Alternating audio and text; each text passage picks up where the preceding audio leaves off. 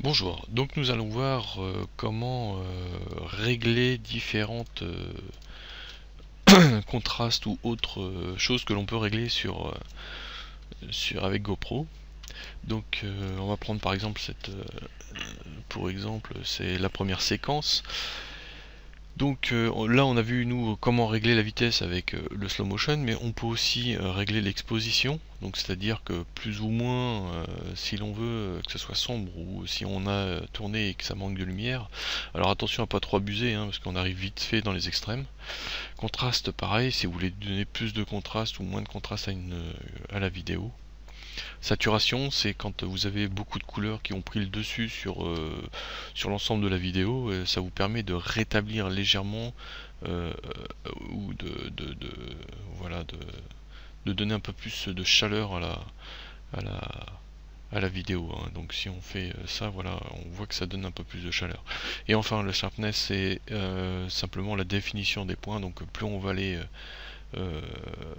dans la définition, plus ce sera pointilleux et bon, faut rester dans quelque chose de correct. Voilà, sinon, donc si jamais vous commencez à mélanger et que vous n'êtes pas satisfait du tout, vous cliquez ici, ça restaure l'image par défaut. Voilà. Donc là, ça sera pour les images et tout ce qui est de la visibilité. Ensuite, vous avez les framing control, donc c'est les zooms.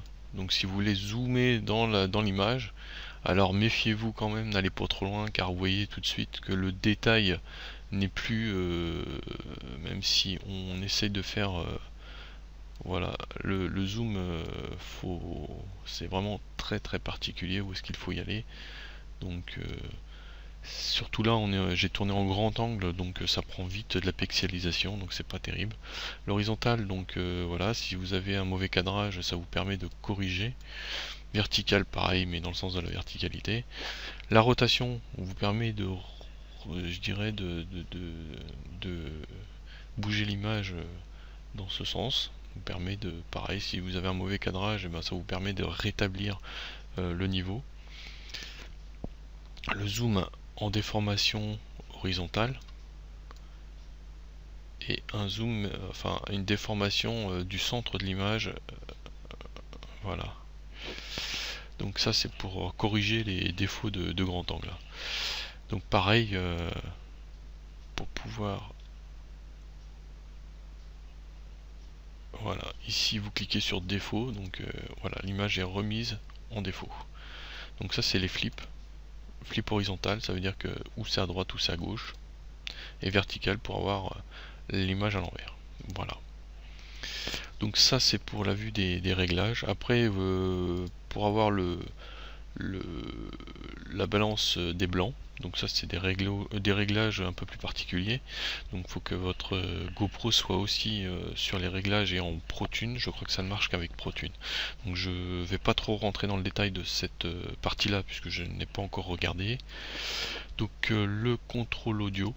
Donc ça c'est en fait c'est la force de, je dirais la puissance d'émission du son ou des commentaires ou de la musique. Donc voilà, vous pouvez régler.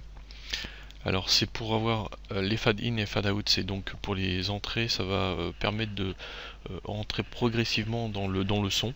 Donc c'est pour éviter d'avoir des blocs directement. Donc un fade in, c'est un fade, donc c'est une entrée en douceur, un fondu en audio en entrée. Et le fade out, c'est le fondu en sortie de, voilà. Donc là, moi, j'avais pas d'audio là-dessus, donc pour l'instant, j'en ai pas. Pareil pour le fade in et le fade out ici, qui sont à mettre généralement en début de séquence et en fin de séquence. Donc pour pareil, un fondu au noir ou fondu en entrée au noir. Donc voilà pour la spécificité du contrôle des images. Et bien sûr la vitesse, hein, j'avais oublié. Donc de ce côté là en bas vous avez ici par le petit ascenseur je dirais des couleurs préconçues avec GoPro qui vous donne directement. Donc là si vous cliquez vous avez tout de suite l'intégration qui se fait sur l'image dès qu'on clique dessus. Donc la none pour rien, donc c'est-à-dire que ça revient à l'exposition normale de la première, ou alors là donc un type un peu 1970, c'est-à-dire que on aimait bien des images un peu chaudes, donc c'est pour ça que ça tire un peu sur le jaune orange, c'est pour réchauffer l'image. Donc ça s'applique directement, vous cliquez dessus, il s'applique directement sur toute la séquence, hein. Donc voilà. Voilà pour donc tout ce qui était qui concernait les caractéristiques des images et le remaniement par rapport à ce qu'on peut avoir besoin pour pouvoir faire évoluer et mettre vraiment notre vidéo tip top comme on le souhaite. Voilà.